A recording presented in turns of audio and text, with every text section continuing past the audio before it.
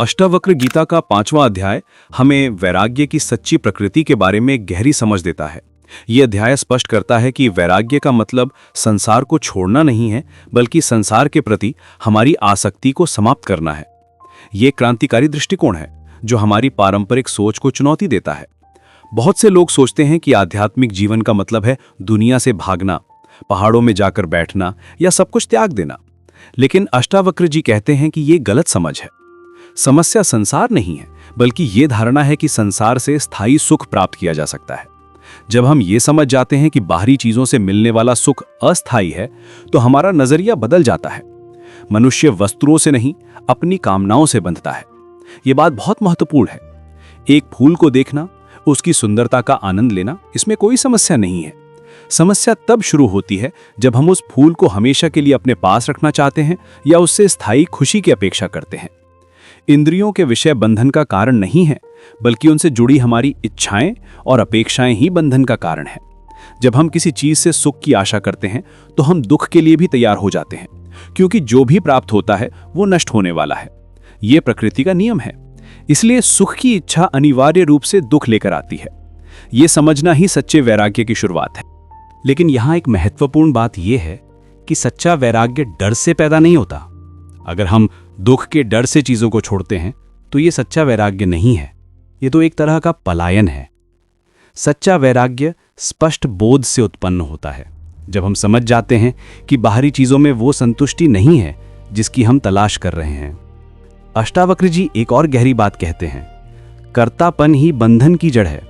जब तक हम ये मानते रहते हैं कि हम कर्ता हैं, हम कुछ कर रहे हैं, तब तक हम कर्म के फल से बंधे रहते हैं।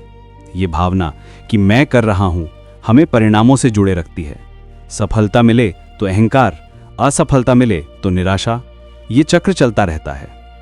वास्तविक वैराग्य का मतलब निष्क्रियता नहीं है, ये भीतर की निर्लिप्तता है। जैसे आकाश में बादल आते जाते हैं पर आकाश उनसे अछूता रहता है, वैसे ही ज्ञानी पुरुष जीवन की घटनाओं को घटते हुए देखता है पर उनसे बंधता नहीं। वो पूरी तरह से सक्रिय हो सकता है, लेकिन भीतर से पूर्णतः मुक्त रहता है। यहां एक महत्वपूर्ण सवाल उठता है कि यह स्थिति कैसे प्राप्त करें।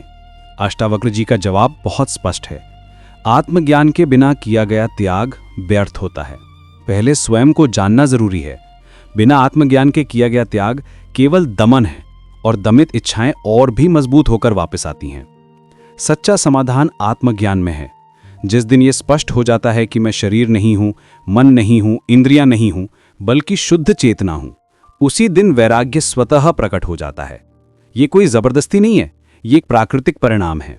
जब हम अपनी वास्तविक प्रकृति को समझ जाते हैं तो हमें पता चल जाता है कि हम पहले से ही पूर्ण हैं।